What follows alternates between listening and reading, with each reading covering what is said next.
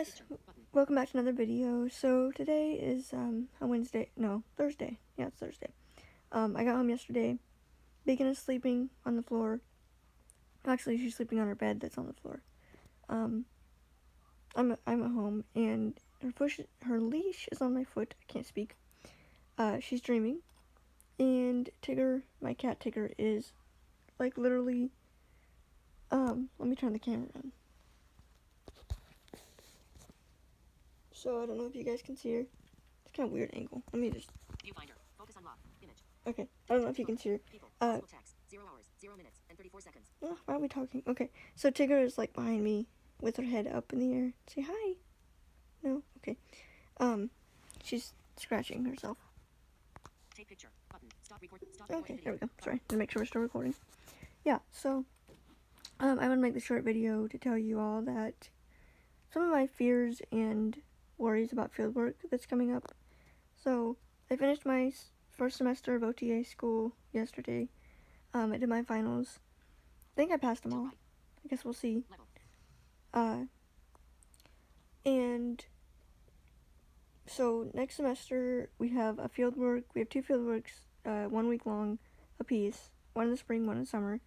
And then the fall semester is 2 8-week long fieldwork rotations, anywhere in America. And I met with my fieldwork coordinator yesterday. So basically, each OTA program or OT program, doesn't really matter. They have a fieldwork coordinator, which is like the person responsible for creating opportunities for students to go and get the skills and knowledge they need to succeed in practice. And it's required by the AOTA people that are like the national board people to get those fieldworks. So as a blind student, I have a lot of fear going into this because I don't know.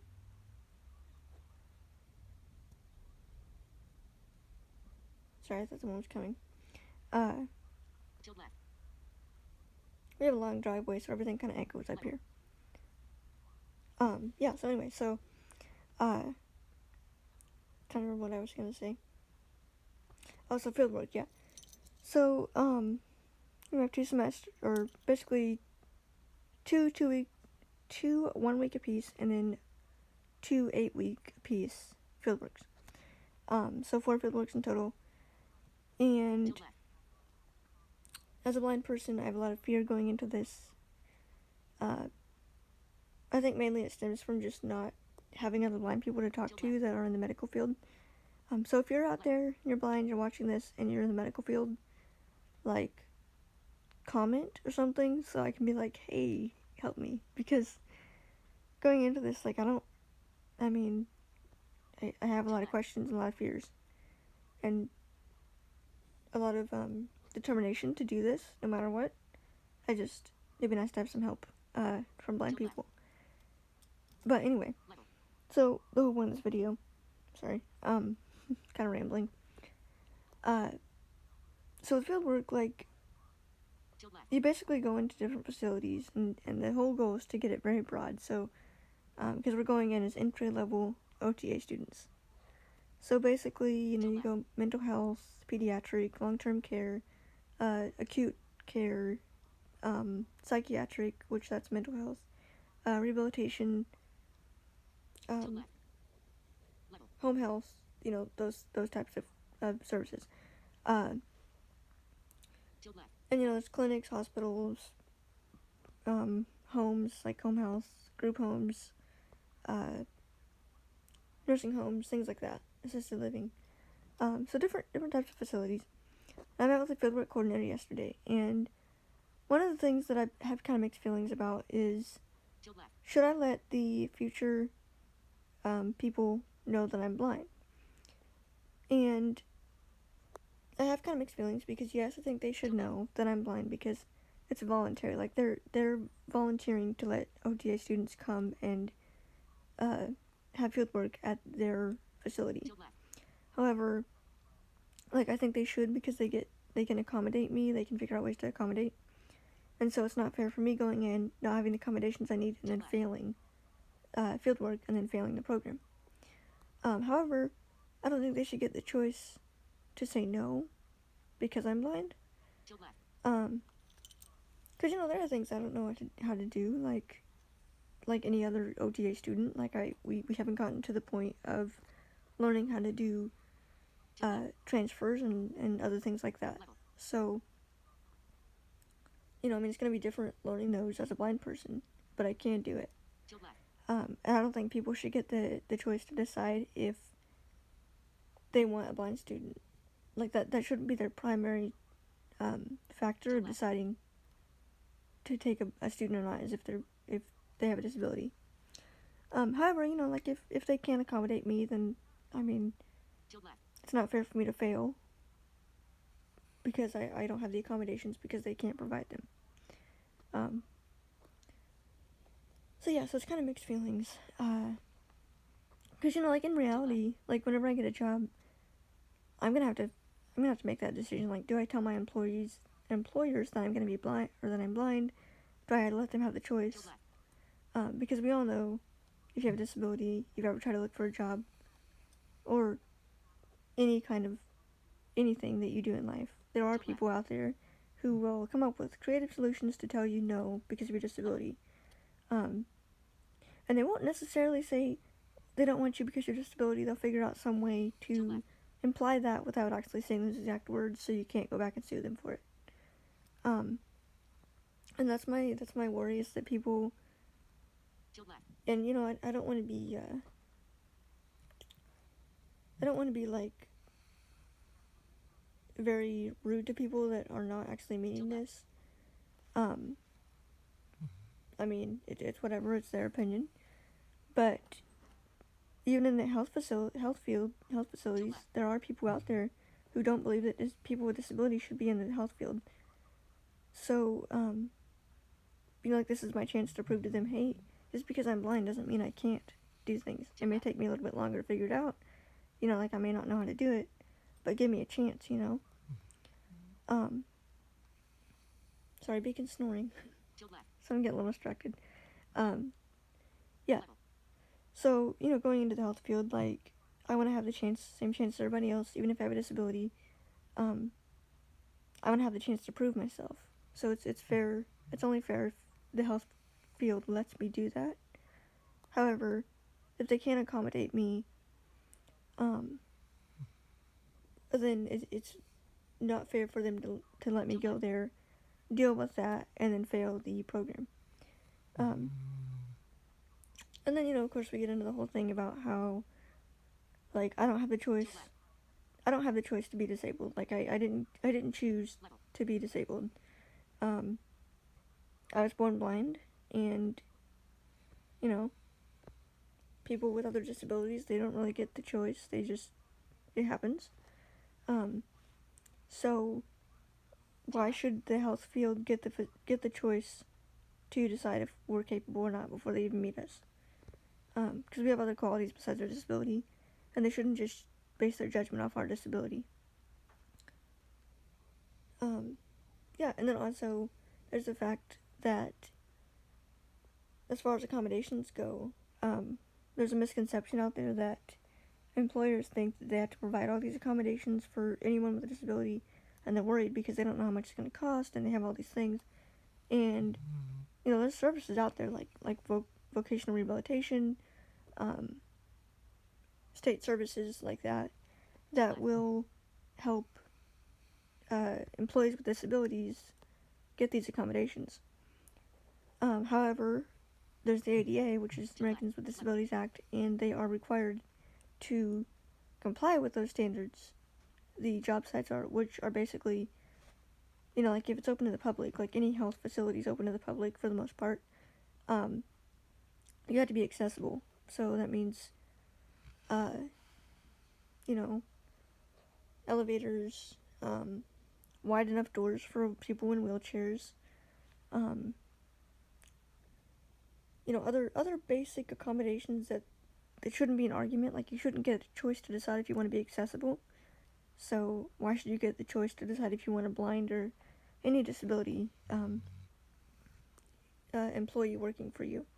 Because, we have more to offer than our disabilities. We're more than just disabled people, more people. So I think the health field, they're so stuck on the medical model of curing disabilities and seeing it as a deficit that they don't really consider an asset.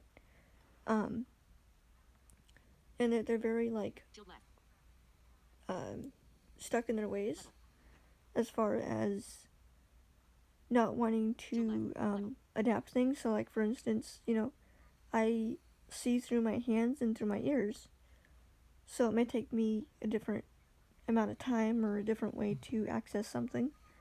Um, and sometimes, a lot of times, the medical field and health field is not willing to accept that. They want to cure me of my blindness, which they can't do currently Till left. because Level. of my conditions. So their solution is if they can't cure it, then just ignore it. And I don't think they should get that choice. I don't think that fear should be a choice for them. Like they shouldn't be able to say, oh, we don't want a blind person because we're afraid of what could happen, like they shouldn't get that. Yeah, I'm sorry. I'm really rambling today. I've got about 4 hours of sleep in the past week, so I'm a little tired. But yeah. So I just don't think that they should get that choice. I don't think that everyone in the medical field is like that. There are really great people out there, really great facilities. This is not a judgment on the whole medical field as a whole. It's just my opinion recently.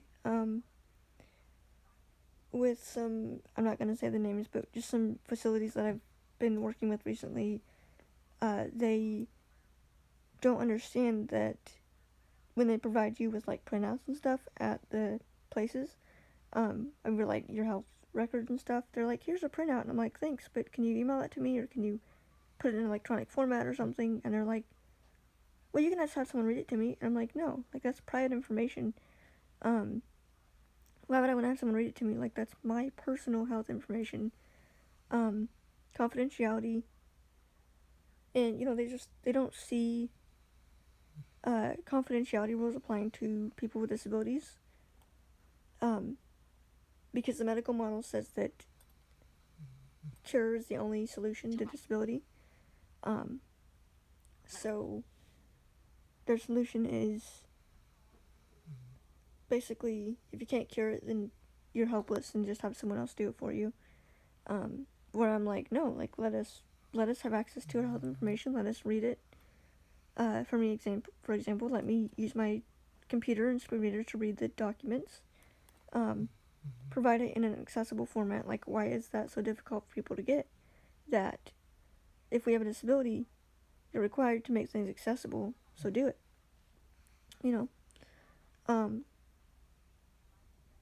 It's just been a lot building up this past semester with all this medical stuff. They just people in the general public don't really get it, that having a disability, like there's some struggles that we don't really talk about, like basic things, like we can't, for instance, there's an online form, for my school's health clinic, and I can't even access it because the way it's formatted. And it's simple things like that. Like I can't even make an appointment unless I call them, which maybe I don't want to. Maybe I just want to submit it online, And I don't have that right or that access point because I have a disability. And though it should have been made accessible in the beginning, the general public doesn't think about it, or they don't really consider it, They just think, oh, everyone that uses this is going to be sighted and they're going to be able to read it. Or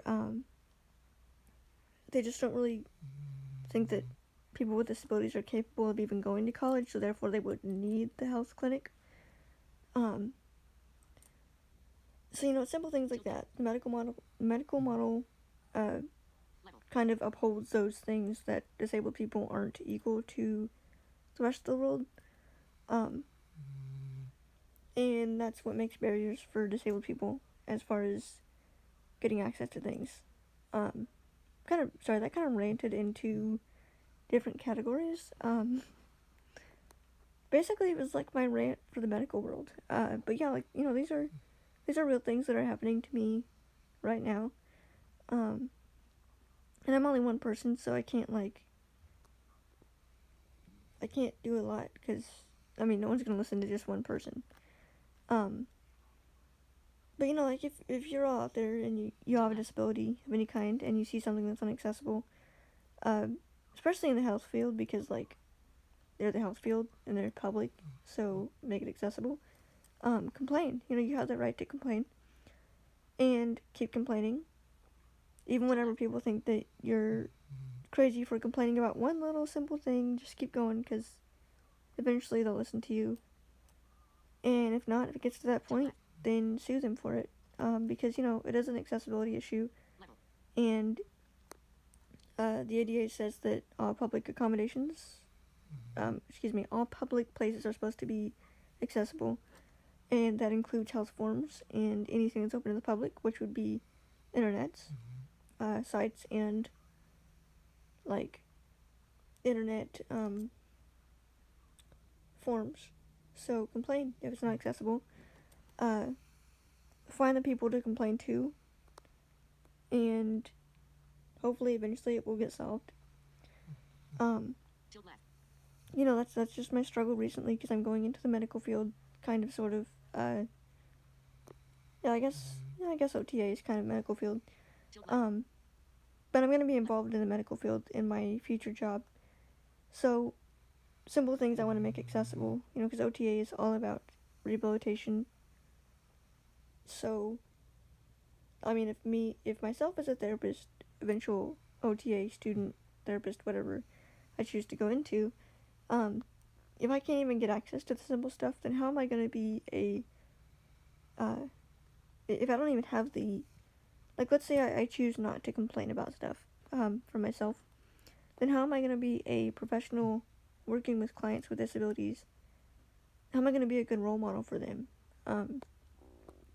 Because, if I say, oh, well, you should complain about it, and I tell them to go and do this and this and this, but they don't ever see me doing that for myself as a student slash whatever I am with a disability, then what good is it? I'm just a hypocrite, So if you're out there and you have a disability, you have every right to complain. Definitely know your rights and know your responsibilities too. Because you don't want to do anything to get your own self in trouble for something that you can't legally defend.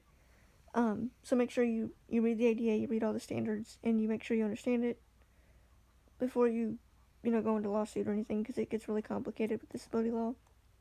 Because it all depends on interpretation a lot of the times. And, there are some things that I struggle with as far as disability law, and I'm not even a lawyer. I'm just a regular, normal person trying to figure it out. So, if you do choose to sue for ADA access issues, make sure you understand what you're suing it for, and make sure you have a lot to back it up, because the world of non-disabled people 95% of the time don't see our rights and our access issues as important or priorities. So, make sure you've got the right stuff. Yeah. So, sorry this video turned into a rambling kind of rant. Like I said, I'm kind of tired. Beacon is tired, as you can hear. She's snoring. Yeah. So, passed my first semester. Yay. So I've got 2.5 left, because I've got summer classes. And my cat just literally landed on my neck. She kind of scooted down and she fell off the couch, kind of. So now she's laying against my neck. So if you have any pause there, that's why she has her tail on my neck. Take it with her. Yeah. So that's my rant for today, I guess. I guess it's kind of a rant slash my opinions on the medical world, medical profession. So anyway, I guess this is sort of my way of asking for help if you're out there and you have a disability. and you work in the medical field, and you're watching this, please comment, because there are some things that sighted people, or any person without blindness, who's been blind from birth, and who, has not seen anything, they wouldn't get it unless they're in my situation, as far as, like, blindness from birth / not seeing anything, because, like, you can have a disability, and you can have a total different experience than me, as far as the medical world, and even if you're blind, there's a difference between being blind from birth and blind from, later childhood or early adulthood, so, it is helpful to, like, if you are blind and you're watching this near the medical field, please comment, because there are some things that I need to ask as far as how to do things the blind way, and if I do learn things, of course, I have to make sure I don't violate HIPAA and all that stuff, but if I do learn how to do things the blind way, I will try to demonstrate or explain how I do them for people who may be finding this channel, who are blind or become blind, who are in the medical field, because, like, you need to know how to do things. I need to know how to learn. I need to know how to do things the blind way, and if there isn't any resources out there to help me, then I'll just figure it out and create my own. Yeah. But if you're out there and you're blind and you know how to do certain medical tasks like transfers or, hygiene, like dressing someone, or, like, restroom hygiene, things like that, I don't want to say comment in, like, detail, because it's YouTube, so they're gonna be, like, probably getting annoyed with all the comments, but, like, I mean, people need to know this, so if you're out there and you have a YouTube channel, please make a video and share it with me or something, because I need to know how to do this, and honestly, totally being honest here, I am a little bit worried, because I don't have that support of blind, OTA people, or OTs, who have gone through OTA school or OT school. I know there are people out there somewhere, I just don't know where, so, like, I feel like I'm kind of just, like, out here just kind of on my own, but I know there are people out there, I just don't know where to find them, so if you're watching this and you are one of those people, please comment. I will find a way to contact you, because it would be very beneficial for me just starting out in OTA to have those people to contact and be like, hey, how do I do this? How do I do that as a blind person? Yeah, so thank y'all for watching. Sorry this video was kind of ranting and long. I hope y'all have a good rest of your day, and if I don't make one before Christmas, have a Merry Christmas. Bye. Say bye, Beacon. Say bye. She's snoring. Okay, bye everybody. Beacon's still asleep, so have a good night. Or evening, whatever. Bye.